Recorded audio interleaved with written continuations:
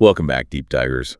Today we're heading down south to the sticky heat of Bon Temps, Louisiana, where the sweet tea flows and the secrets run deeper than the bayou. We're cracking open Charlene Harris's Dead Until Dark, the first book in the Sookie Stackhouse series. Ooh, excellent choice. This book isn't your average vampire tale. Oh, definitely not. It's a Southern Gothic mystery with a twist. Yeah, it's like if Tennessee Williams met Dracula. Exactly. And at the heart of it is Sookie Stackhouse. Our favorite telepathic waitress. Right. Which makes you wonder, who'd want to work at a bar dealing with drunk folks when you can hear everyone's thoughts? Yeah, not exactly a recipe for a relaxing work environment. Especially when Sookie describes her telepathy as more of a disability than a superpower. Disability. Yeah, she says it's like a never-ending cocktail party in her head. Everyone talking at once, except it's their thoughts, not their words. So no mental off switch. Well, she's got these mental shields, but keeping them up is exhausting. It's like wearing noise-canceling headphones all day, every day. Yeah. Your brain would be fried. Exactly. She craves silence. Even a simple conversation with her friend and boss, Sam, is a struggle. I remember that scene in the storeroom.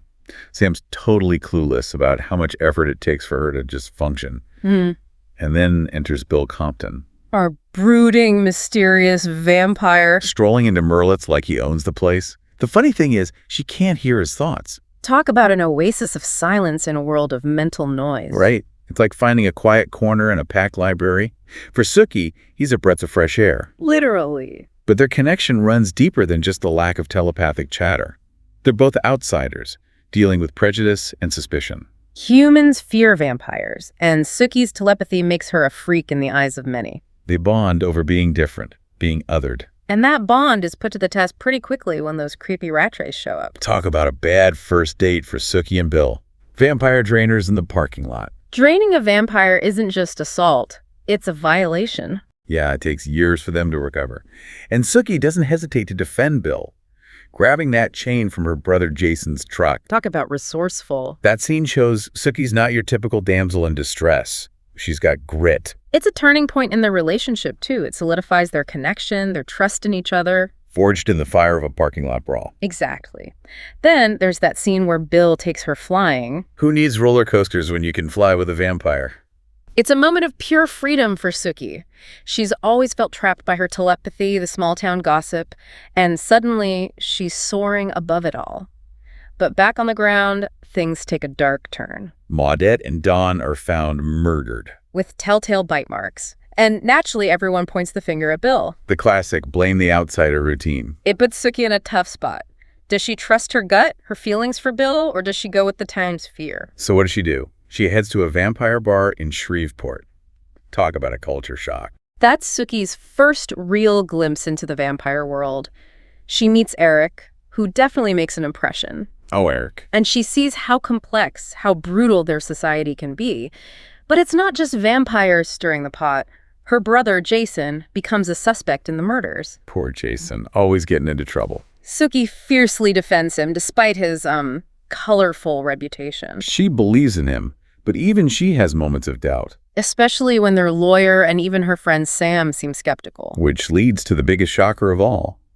Sam Merlett, the good old boy bar owner, is a shapeshifter. He's not just serving burgers and pouring drinks, he's turning into a dog. Mind blown. It makes you wonder, who else in Bon Temps is hiding something supernatural? Right. It's like the whole town is suddenly full of possibility. And that's what makes Dead Until Dark so much fun. It keeps you guessing, keeps you on the edge of your seat. The lines between human and monster are blurred and nothing is as it seems. Exactly. Okay, so we left off with Sam dropping a bombshell. Is he shapeshifter? It's a total game changer. Suddenly, Bon Temps is even more intriguing. Right. Makes you wonder if anyone's really who they appear to be. Exactly. It adds a whole new layer to Sookie's relationship with Bill, too. Oh, yeah. She's got a vampire on one side, a shapeshifter on the other. Talk about complicated. It's like a supernatural love triangle, but with way higher stakes. And a murder mystery still hanging over everything. Right.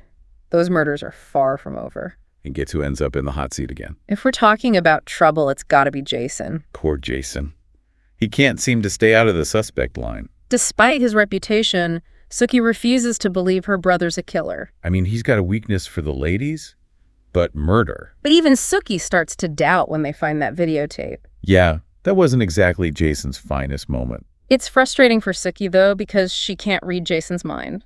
No telepathic shortcut to the truth with her brother. It forces her to rely on her gut, her intuition. So what does she do? Well, she starts eavesdropping on everyone else's thoughts, trying to pick up any clues about the real killer. Like scanning a radio for a clear signal. Exactly. Except it's a crowded room full of mental noise. But Sookie's desperate to help Jason. It's taking a toll on her, though. All the stress, the fear for Jason, the constant mental strain. Yeah, and her relationship with Bill is rocky. He's got his vampire duties, ancient laws to follow. And those laws often clash with Sookie's sense of right and wrong. Like when Eric summons him to Shreveport, Sookie feels totally abandoned. That trip to Shreveport is a big turning point. She sees the darker side of vampire society. That execution scene, chilling. A reminder that vampires are predators, even Bill. Sookie's realizing that falling for a vampire comes with consequences. It's a world she's both attracted to and terrified of. All that fear and doubt spills out in that scene in her parents' pond. Oh, that scene. It's heartbreaking. Sookie admits she's scared, unsure about their future. And Bill?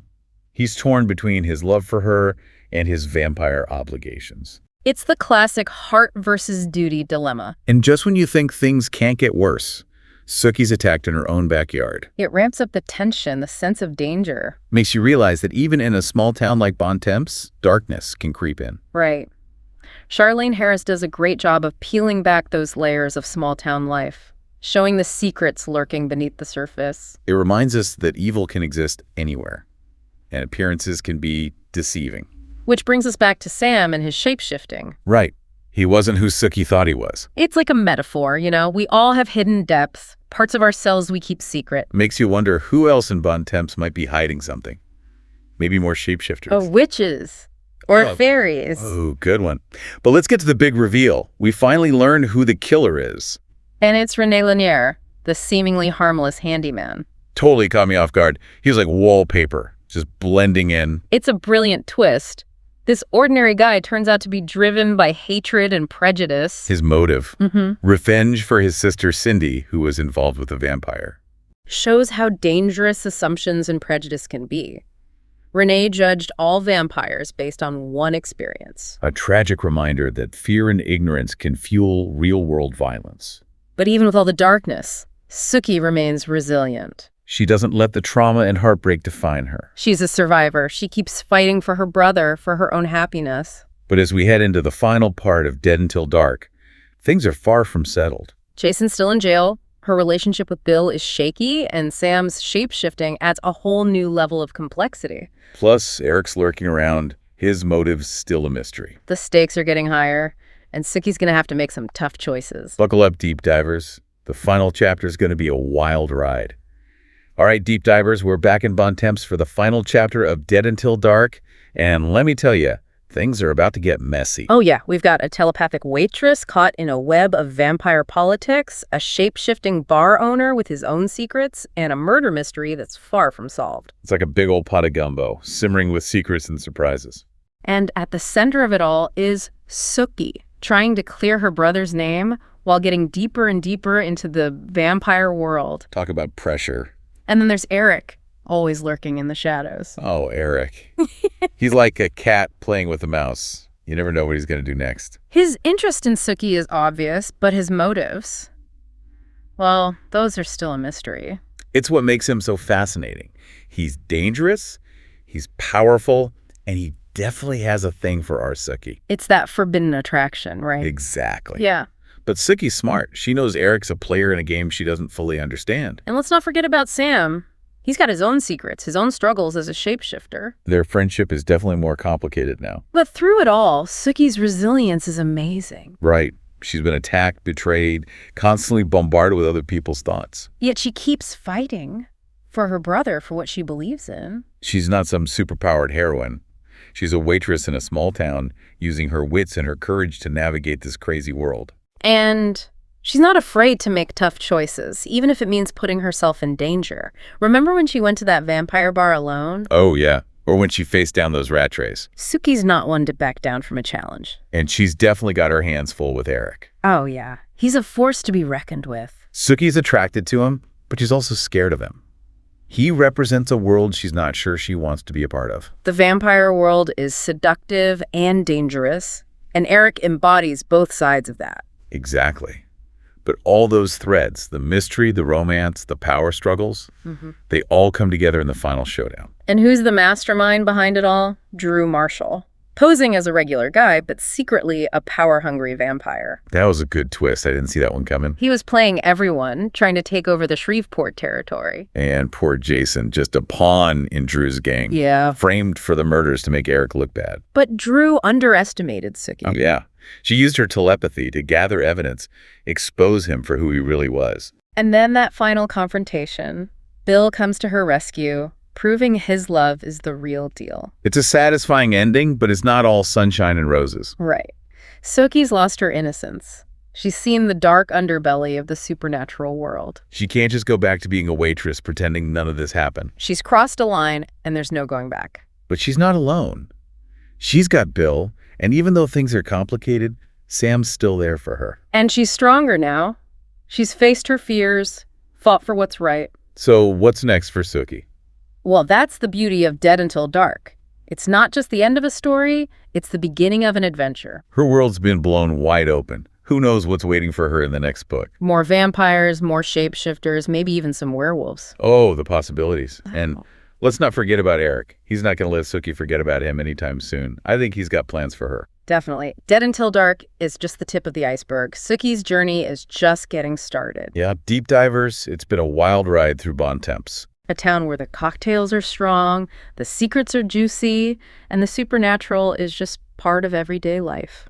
If you're looking for a book that'll keep you on the edge of your seat, make you laugh, and make you question everything you thought you knew about vampires and small towns, then Dead Until Dark is for you. It's a reminder that even in a world full of darkness, there's always hope, always room for love and laughter, and sometimes a little bit of magic. Thanks for joining us on this deep dive. We'll see you next time for another adventure into the world of books. Until then, keep those pages turning and those imaginations soaring.